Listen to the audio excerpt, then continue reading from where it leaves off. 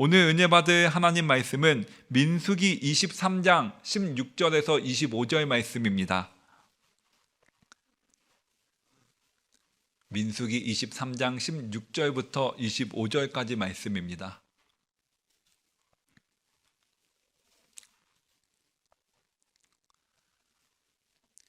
민수기 23장 16절부터 25절까지 말씀을 한 절씩 교독하신 후에 마지막 절 합독하겠습니다. 제가 먼저 읽겠습니다.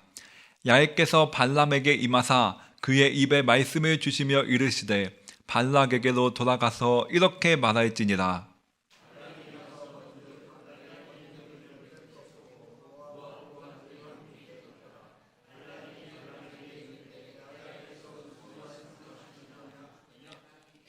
발람이 예언하여 이르기를 발락이여 일어나 들을지어다. 십볼의 아들이여 내게 자세히 들으라.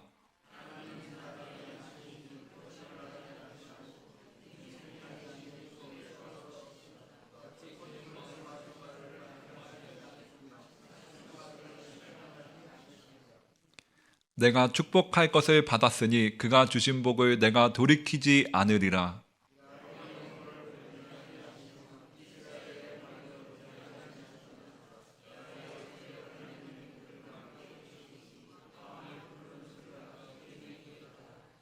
하나님이 그들을 애굽에서 인도하여 내셨으니 그의 힘이 들소와 같도다.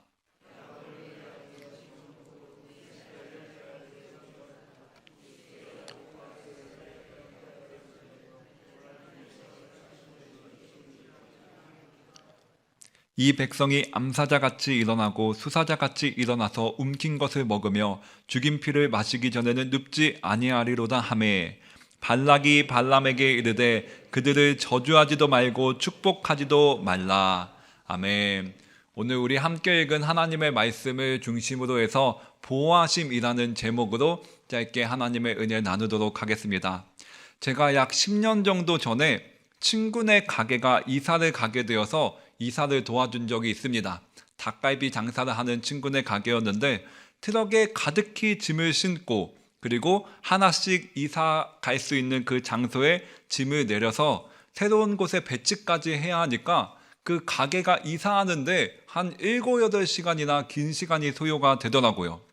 이제 트럭에서 짐들을 다 내리고 또 가게 배치도 어느 정도 다 마무리되어 가는데 이사 마무리 때 트럭 구석에서 무슨 천조가리 2장이 있었습니다. 그때 트럭 기사님들이 하도 이제 저희들에게 좀 친절하게 대해주셨어가지고 트럭에 있는 쓰레기도 치워드릴 겸 해가지고 그 트럭에 남아있던 천조가리 2장을 찢어서 쓰레기를 모아둔 큰 봉투에 버리려고 했습니다.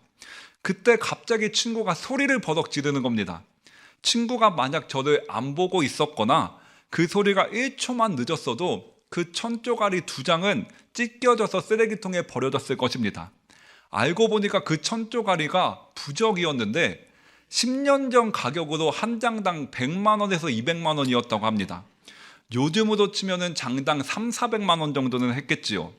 제가 볼 때는 아무런 쓸모가 없는 천조가리에 불과한데 그것 찢으면 부정탄다고 오히려 저를 걱정해주는 친구의 모습을 보면서 사람이라면 누구든지 신적인 힘에 대한 두려움이 있구나, 그런 부분을 제가 느낀 적이 있습니다. 오늘도 그런 부분에 대한 하나님의 말씀이 우리에게 전해지고 있는데요. 이스라엘 백성들이 애굽을 탈출한 후에 가나안 땅을 전진해서 나아갈 때 하나님이 그들과 함께 계시니 그들을 막아설 자들이 없었습니다. 여리고에 살고 있던 기생 라합이 이스라엘 백성들에서 파견돼 나온 정탐꾼들을 숨겨주었을 때 이렇게 말한 적이 있는데요. 여호수아서 2장 8절부터 10절 말씀을 제가 읽어보면 또 그들이 눕기 전에 라합이 지붕에 올라가서 그들에게 이르러 말하되 야훼께서 이 땅을 너희에게 주신 줄을 내가 아노라.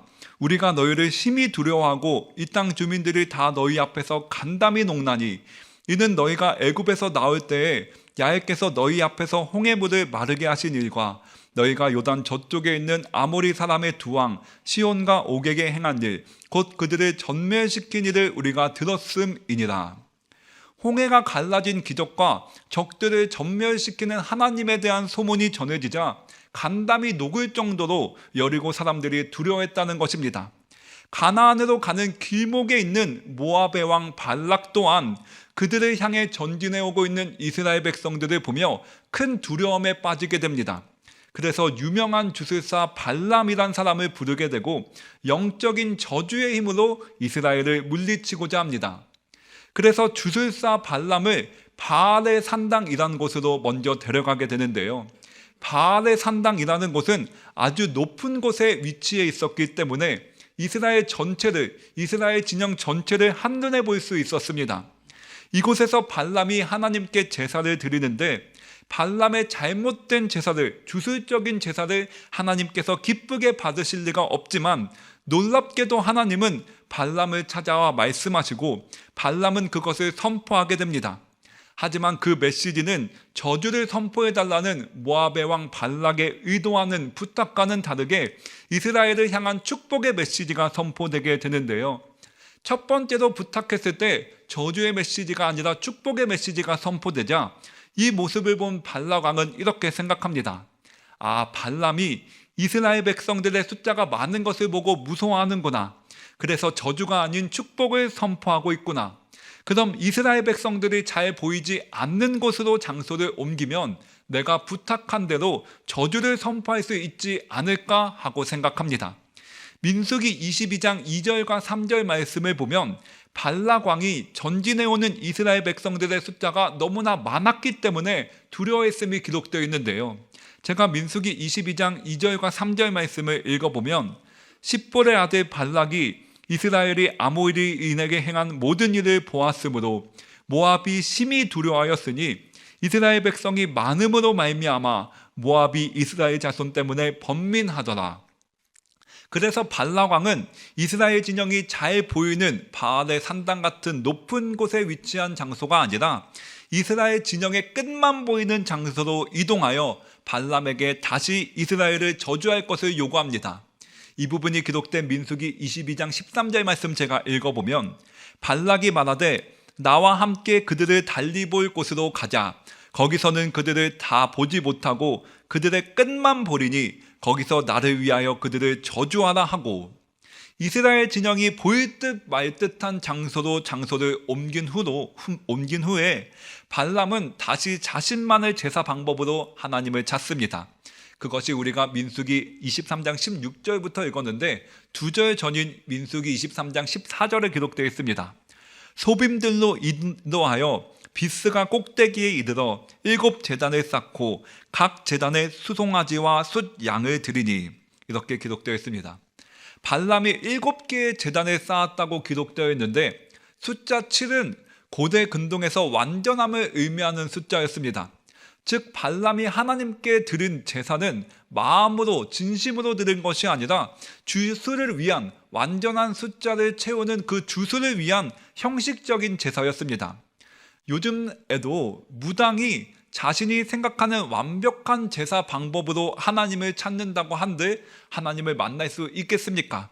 이 형식적인 제사를 하나님께서 기뻐하실 리가 없으심에도 불구하고 하나님께서는 굳이 발람에게 찾아오셔서 말씀하십니다.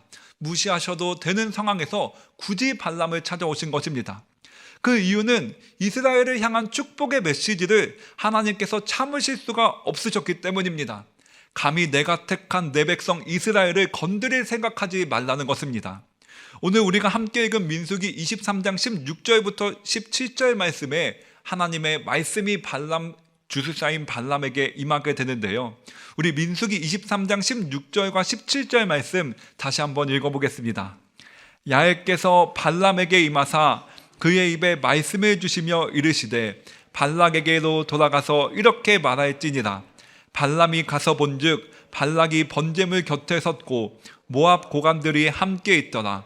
발락이 발람에게 이르되 야훼께서 무슨 말씀을 하시더냐. 이제 저주가 선포될 것으로 잔뜩 기대하고 있는 모압의 왕 발락과 고관들에게 주술사 발람이 수심 가득한 모습으로 하나님께서 주신 메시지를 가지고 돌아갑니다. 그리고 하나님께서 주신 메시지를 선포하게 되는데요. 민수기 23장 18절부터 19절 말씀 제가 읽어보면 발람이 예언하여 이르기를 발락이여 일어나 들을지어다. 십볼의 아들이여 내게 자세히 들으라. 하나님은 사람이 아니시니 거짓말을 하지 않으시고 인생이 아니시니 후회가 없으시도다. 어찌 그 말씀하신 바를 행하지 않으시며 하신 말씀을 실행하지 않으시랴. 기록되어 있습니다. 하나님으로부터 말씀을 받은 주술사 발람은 모압의 왕 발락에게 하나님의 말씀을 일어나 들을지어다, 일어나서 들으라고 명령형으로 강하게 말합니다. 발락은 한 나라의 왕이었기 때문에 언제나 왕자에 앉아서 명령을 내리는 위치였지만 만왕의 왕이신 하나님 앞에서 발락은 일어서서 그 말씀을 경청하고 순종해야 할 존재임을 깨달아야만 했습니다. 먼저 발람은 하나님의 말씀 앞에 선 발락 왕에게 하나님은 사람이 아니시니 거짓말을 하지 않으시며 후회가 없으신 분이라고 선포합니다. 사람이라면 과거의 실수나 잘못된 결정을 두고두고 마음 가운데 떠올리며 아쉬워하고 후회합니다.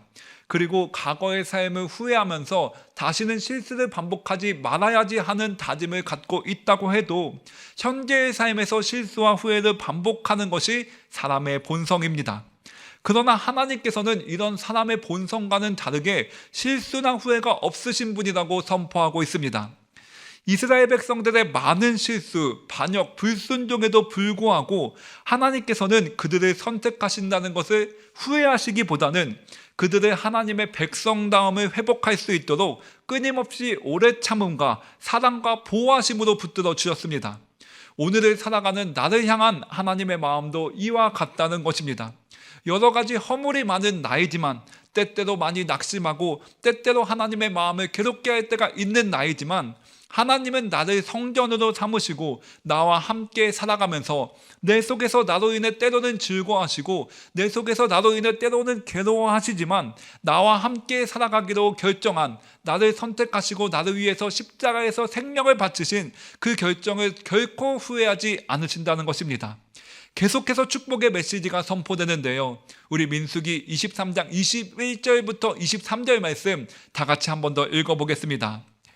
야곱의 허물을 보지 아니하시며 이스라엘의 반역을 보지 아니하시는도다. 야훼 그들의 하나님이 그들과 함께 계시니 왕을 부르는 소리가 그 중에 있도다. 하나님이 그들을 애굽에서 인도하여 내셨으니 그의 힘이 들소와 같도다. 야곱을 해야 할 점술이 없고 이스라엘을 해야 할 복술이 없도다. 이때의 야곱과 이스라엘에 대하여 논할진대 하나님께서 행하신 일이 어찌 그리 크냐 하리로다. 하나님께서 이스라엘 백성들에게 복 주시기를 작정하셨다는 것을 주술사 발람은 명확하게 알게 되었습니다. 복의 근원 되시는 하나님이 이스라엘 백성들을 거슬러서 저주하실 수 없다는 사실을 인정하게 됩니다. 하나님께서 이스라엘 백성들의 허물을 보지 않고 반역을 보지 않으신다는 표현은 이스라엘 백성들이 사랑받을 자격이 없다고 해도 사랑하겠다는 하나님의 강력한 의지를 드러내는 표현입니다. 그 말씀을 듣자마자 민수기 23장 25절 말씀에 발락이 발람에게 이르되 그들을 저주하지도 말고 축복하지도 말라. 이제 더 이상 아무 얘기도 하지 말라고 발락 왕이 명령을 내립니다. 발락은 왕으로서 그동안 권력과 재물로 자신이 원하는 바를 얻을 수 있을 것으로 기대했습니다. 그러나 저주를 기대했던 발람의 입에서 이스라엘 백성을 축복하는 말이 쏟아지자 발락 왕은 발람의 입을 틀어막고 싶어집니다. 발락은 그래서 발람에게 저주도 축복도 하지 말라고 명령하고 있는 것입니다. 여기서 이스라엘 백성들은 이 모든 사건을 알고 있었을까요? 전혀 알지 못했을 것입니다. 발락 왕이 주술사 발람과 은밀한 중에 자신의 뜻을 이루고자 했었던 협상이기 때문입니다.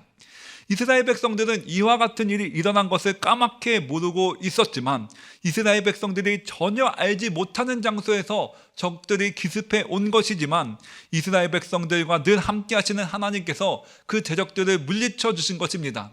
그러니까 알게 모르게 베풀어 주시는 하나님의 은혜가 이스라엘 백성들의 삶 가운데 있었다는 것입니다. 그리고 오늘을 살아가는 우리 또한 때때로는 우리가 느끼지 못하는 그 순간이라고 할지라도 알게 모르게 베풀어 주시는 하나님의 은혜가 우리 삶 가운데 늘 충만하게 가득하게 임하고 있다는 것입니다. 이스라엘 백성들만의 이야기였다면, 이 말씀을 받는 대상이 이스라엘 백성들만의 이야기였다면, 이것은 하나님의 말씀인 성경에 기록될 것이 아니라 이스라엘 백성들의 역사책에만 기록될 이야기였을 것입니다. 하지만 이스라엘 백성들을 하나님을 믿는 자들의 대표격으로 설정하여서 오늘을 살아가는 하나님을 믿는 우리 모두에게, 나에게 주시는 하나님의 마음이기 때문에 오늘도 우리가 성경 말씀을 통해서 하나님의 마음을 공감하고 느끼고 있는 것입니다. 알게 모르게 때때로는 하나님께서 내게 복을 주시고 내게 인도함을, 내게 보호하심을 베풀어 주시고 계시는구나, 알게 내게 은혜를 베풀어 주실 때도 있고, 내가 새까맣게 모를 때 하나님께서 모르게 또 내게 부어주시는 은혜가 있다는 것입니다. 이렇게 하나님의 보호하심이 내가 알 때 모를 때 늘 충만하게 계시니 우리는 마음 가운데 조금의 두려움도 없이 하루하루를 살아갈 수 있는 그런 은혜를 우리 삶 가운데 받은 것입니다. 로마서 8장 31절 말씀 제가 읽어보면, 그런즉 이 일에 대하여 우리가 무슨 말 하리요? 하나님이 우리를 위하시면 누가 우리를 대적하리요? 이렇게 기록되어 있습니다. 이스라엘 백성들은 나라도 없어서 떠돌고 있는 신세였지만 가나안 땅을 향해서, 자신들이 정착할 곳을 향해서 피난민의 행렬 같은 초라한 모습이었지만 하나님이 함께 하시니 누가 우리를 대적하리요? 하는 마음으로 전진할 수 있었던 것입니다.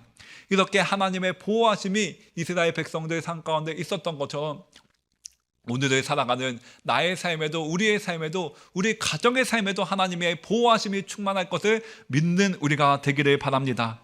저 또한 이렇게 앞에서 하나님의 말씀을 담대하게 선포하지만 때때로 삶 가운데 어려움이 닥칠 때가 있습니다. 어제도 가족 가운데 좀 슬픈 일이 있어가지고 아내가 침대에서 엉엉 울더라고요. 저도 그것을 달래주면서 옆에서 아주 그냥 눈물의 한 바가지를 쏟아냈는데, 그럼에도 불구하고 아무튼 남자니까, 가장이니까 그렇게 울고 끝낼 수는 없잖아요. 아내를 위로해주고 또 그 위로의 메시지에 제가 위로를 또 받게 되더라고요. 하나님이 함께 하시니 이 순간도 반드시 또 지나갈 것이다. 하나님이 사랑하는 자에게 모든 것이 합력하여서는 이르는 아름다운 길로 인도해 주시겠다고 말씀해 주셨으니까 우리가 지금까지 살아오면서도 또 얼마나 많은 어려움과 또 때때로 낙심되는 일들을 겪어왔나, 하지만 그 모든 것들을 이겨내고 이렇게 온 것처럼 이 고난도 우리에게 빠져나갈 수 없는 동굴이 아니라 언젠간 끝이 보일 터널일 것이다. 그렇게 이제 서로가 서로를 위로하면서 이제 기도하고 잠자리에 들게 되었는데요.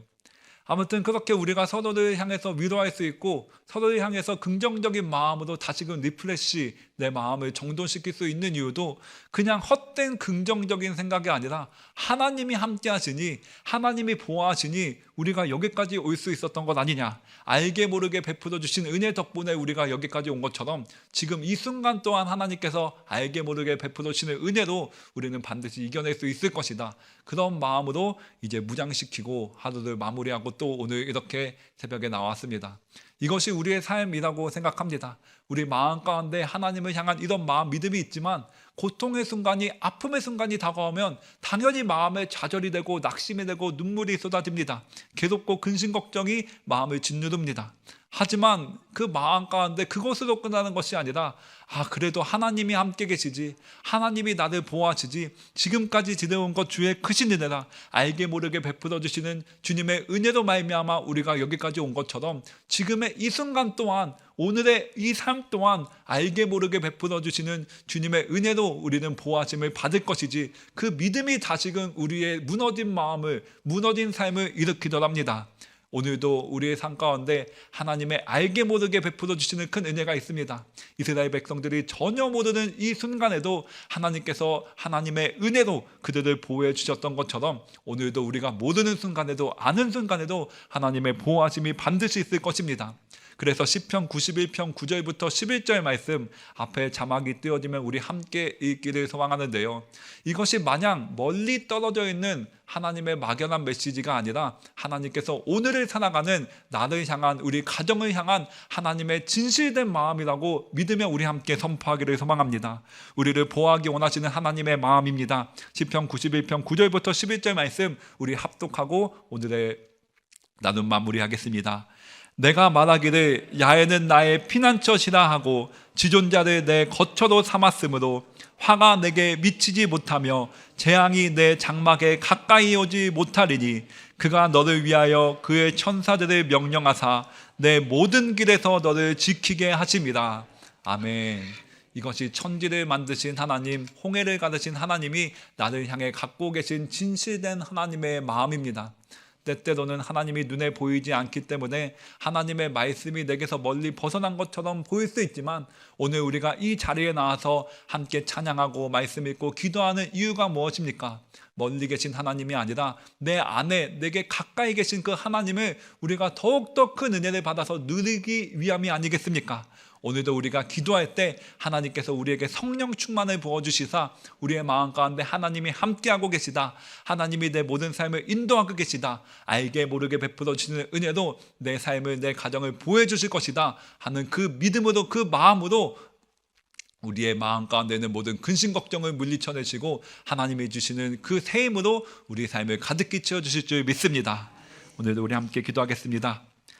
사랑의 주 하나님, 오늘도 하나님의 말씀을 통해서 하나님의 마음을 느끼고 오늘도 우리가 다시금 우리 마음을 정돈하고 새 힘을 얻게 하여 주시니 감사드립니다. 그렇습니다. 때때로 우리 삶 가운데 알게 모르게 근심 걱정이 찾아온다고 할지라도 그보다 더 큰 하나님의 은혜가 우리 삶 가운데 있기 때문에, 알게 모르게 베풀어 주시는 하나님의 은혜 때문에 우리가 여기까지 살아온 줄 믿습니다. 지금까지 지내온 것 주의 크신 은혜임을 믿고 감사드립니다. 그리고 또 하루하루를 살아가고 있는 우리의 현재의 삶 또한 우리 하나님의 알게 모르게 지켜주시는 그 보호하심의 은혜가 충만할 줄 믿습니다. 우리 하나님께서 오늘도 기도할 때 우리 마음 가운데 근심 걱정을 물리쳐내시고 하나님이 함께 하신다, 지금까지 지내온 것 주의 크신 은혜다, 그 크신 은혜가 우리의 오늘의 삶 가운데도 충만하게 임할 것이다, 그 하나님의 축복된 마음을 우리 마음 가운데 가득히 채워주옵소서. 우리 생각 가운데 가득히 채워주시옵소서.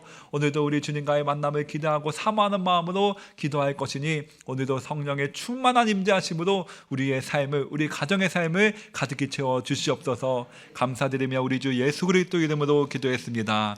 아멘. 주기도문 하심으로 예배 마치겠습니다. 하늘에 계신 우리 아버지여, 이름이 거룩히 여김을 받으시오며 나라가 임하시오며 뜻이 하늘에서 이루어진 것 같이 땅에서도 이루어지이다. 오늘 우리에게 일용할 양식을 주시옵고 우리가 우리에게 죄 지은 자를 사하여 준 것 같이 우리 죄를 사하여 주시옵고 우리를 시험에 들게 하지 마시옵고 다만 악에서 구하시옵소서. 나라와 권세와 영광이 아버지께 영원히 쌓옵나이다. 아멘.